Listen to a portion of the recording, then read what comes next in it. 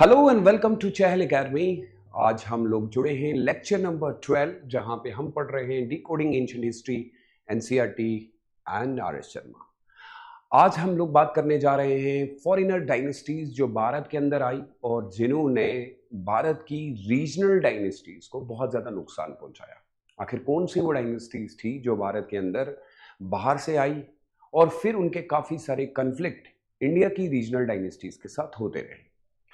इस क्लास से पहले भी मैंने आपको बताया था कि सबसे पहले भारत के में आने वाली जो बाहर की शक्तियों में से थी वो था इंडो ग्रीक्स, फिर उसके बाद आते हैं साकास, फिर उसके बाद आपके आते हैं पार्थियंस और फिर इसी तरीके से एक कुशान्स।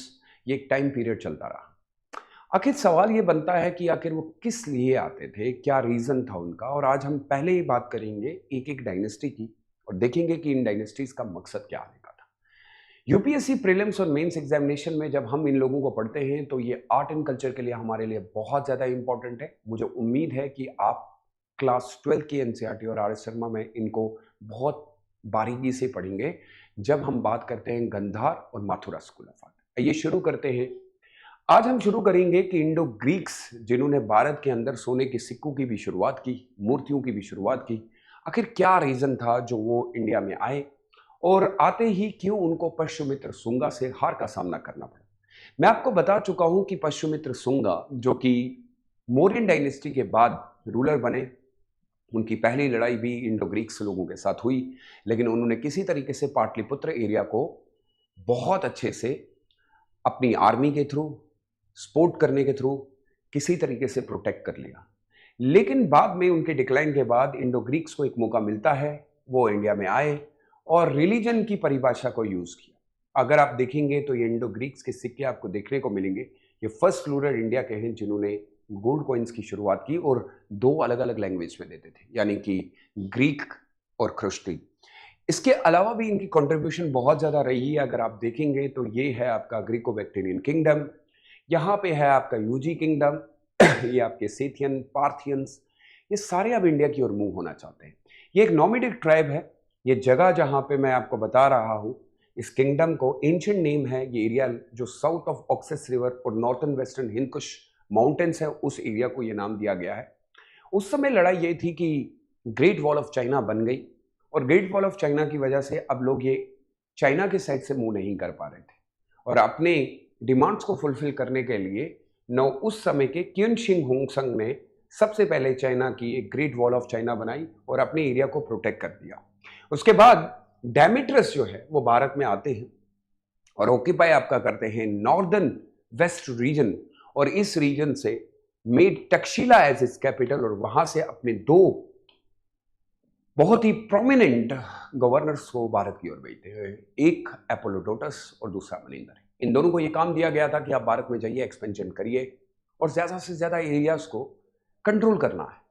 यहां से अगर आप देखेंगे तो ये इंडो ग्रीक्स का इन्फ्लुएंस दिख रहा है आपको, लेकिन इसके साथ साथ अगर हम देखें तो ये एक बहुत इंपॉर्टेंट हमारे लिए रूलर रहे, यानी कि मनिंदर के बारे में। इसलिए इनकी कैपिटल सियालकोट है जिसको साकाला कहते हैं, हम पुराना नाम है। ये माथुरा तक पहुंचे और इन्होंने पाटलिपुत्रा को किसी तरीके से अटैक करके अपने कंट्रोल में किया। यहीं पे अपोलिडोरस का देखिएगा तो एक्सपेंशन टिल उज्जैन तक हुआ है। लेकिन इसमें सबसे इंपॉर्टेंट हमारे लिए है मनिंदर। कहा यह जाता है कि मनिंदर के काफी सारे मन में सवाल थे। उस समय के सबसे बड़े महायान बुद्धिज्म के एक मॉन्क जिनका नाम नागासेना है, उनसे उनकी मुलाकात होती है और वो उनसे सवाल करते हैं और सवालों के जवाबों में एक बुक बनती है जिस बुक को मिलिंद पानो कहा जाता है, जो नागसेना ने लिखी है। इस बार भी क्वेश्चन पूछा गया था और फिर later on he converted himself into A Buddhism और कहा जाता है उन्होंने बाद में अपने आप को बुद्धिज्म के अंदर कन्वर्ट कर दिया। इस तरीके से मनिंदर अब जो है वो बुद्धिज्म को ज्यादा से ज्यादा पैट्रोनाइज करेंगे। ये सबसे इंपॉर्टेंट इवेंट था इंडो ग्रीक्स की लाइफ के अंदर। अब अगर आप देखेंगे तो वो इस धर्म को स्प्रेड करने में भी बहुत ज्यादा मदद करेंगे। इसके अलावा अगर आप देखेंगे तो एंटीकलेट्स एक एम्बेसडर अपने शुंग अंपायर के रूलर्स के अंदर भेजते हैं। बागभद्रा उस समय होते हैं और ये बहुत इंपॉर्टेंट आर्ट एंड कल्चर का पार्ट है जिसको आपने इससे पहले भी सुना होगा। इसको हेलिडोरस कहा जाता है। कहा जाता है कि ये पहला ग्रीक एम्बेसडर है जिसने हिंदुइज्म को अपनाया था और इस हेलिडोरस को अगर आप देखेंगे तो ग्रोड ध्वज भी कहा जाता है। ये आपका बेसनगर पिलर इंस्क्रिप्शन है, प्राकृत लैंग्वेज और कुछ संस्कृत में भी लिखा गया है।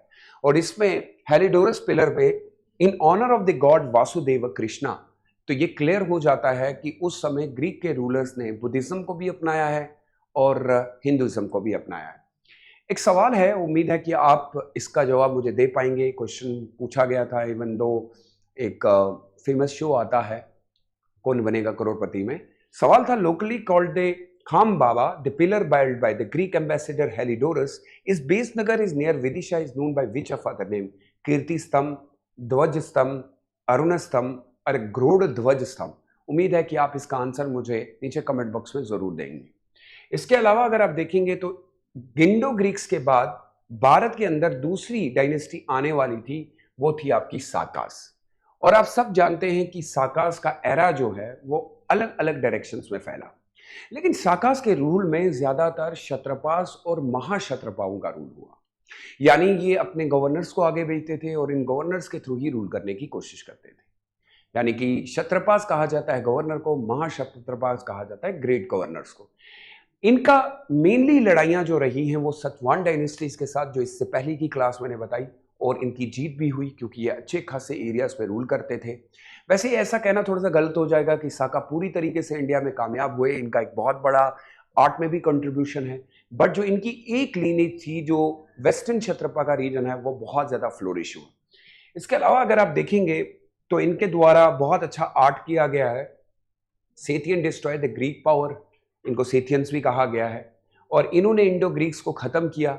और ये फाउंडर जो थे, the founder of the Saka ruler was Moses, इनको मूसा भी कहा जाता है। इसके बाद एजिस आते हैं, और फिर फाइनली अगर आप देखेंगे तो पतंजलि महावस्य के अंदर, जो कि कंटेम्प्रेरी मैंने कल आपको बताया था पुष्यमित्र शुंगा के, वो इनको नाम जो देते हैं वो उनके ही हिसाब से, ये सबके लोग जो एक शब्द यूज किया गया था कि ये फलवाज हैं और यावनास जो बाहर से आते हैं, वो सबके सब शाकाज ही तो हैं। अगर आप देखेंगे इनकी 5 ब्रांचेस में से अफगानिस्तान, पंजाब, मथुरा, अपर डेक्कन और ये वाला रीजन वेस्टर्न इंडिया में ये कामयाब हुए। कहा यह जाता है कि उज्जैन के अंदर जब इन्होंने अटैक किया था, वहां पे शाकाज लोगों को बहुत बुरी हार हुई। उधर के एक राजा ने, विक्रमादित्य ने, इनको बहुत हैविली डिफीट किया और एक न्यू एरा की शुरुआत हुई जिसको विक्रम संवत एरिया कहा जाता है। इसके अलावा अगर आप देखेंगे तो वेस्टर्न इंडिया के अंदर दे बेनिफिटेड, क्योंकि इनको सी ट्रेड बहुत ज्यादा फायदा होता था तो गुजरात से। फिर उसके बाद इनके एक बहुत बड़े लीडर आए थे रुद्रदामन, जिन्होंने सतवाहन डायनेस्टी को बहुत ज्यादा नुकसान पहुंचाया। इनको जो फेमसली हम जानते हैं, इन्होंने रिपेयर करवाई है सुदर्शन लेक, जिसके बारे में ऑलरेडी यूपीएससी पूछ चुका है। असली ये पुष्यगुप्ता ने बनाई है, यानी कि मौर्यन डायनेस्टी के टाइम पे बनी है। इन्होंने सिंध, गुजरात, काथीवार, मालवा एरिया, नर्मदा वैली, और इन्होंने इशू की थी पहली फर्स्ट एवर चेस संस्कृत लैंग्वेज के अंदर एक बहुत बड़ी इंस्क्रिप्शन हमें मिली, जूनागढ़ इंस्क्रिप्शन कहा जाता है, जो कि इनकी कोर्ट लैंग्वेज भी थी। इसके बाद आता है पार्थियन अंपायर।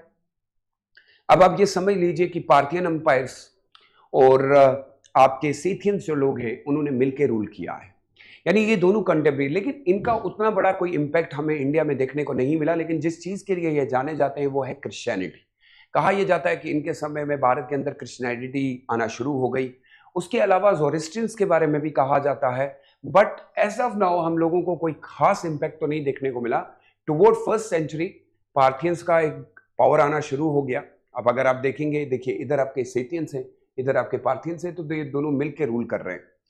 अब आप याद देखिए कि बोध, शाकास और पार्थियन इंडिया में पैरेलल रूल कर रहे हैं, और एंशिएंट संस्कृत टेक्स्ट में इनको शाका फलवास भी कहा जाता है, यानी दोनों ने मिलकर रूल किया। इनके पहले रूलर गोंडा फेरिस है, और इनके समय में एस.टी. थॉम्स इनके कोर्ट में विजिट किए थे, और बाद में वो केरला मूव हो गए, वहां पे उनका एंड हुआ लाइफ, और आज भी ये इसी चीज से जाने जाते हैं। कैपिटल इनकी तक्षशिला थी। टेंपल इन्होंने जिंदाल टेंपल और ईस्टर्न 5 टेंपल जो है वो बनाया था।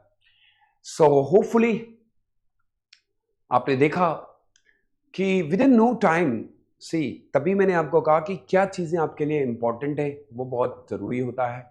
नेक्स्ट क्लास में हम लोग पढ़ेंगे भारत में आने वाली एक और फेमस डायनेस्टी, जी हाँ, जिसने खत्म किया था पावर इंडो ग्रीक्स का, शाकास का, पार्थियन, सबको एंड किया, और भारत के अंदर एक नई डायनेस्टी बनी जिस डायनेस्टी का नाम था कुषाण डायनेस्टी।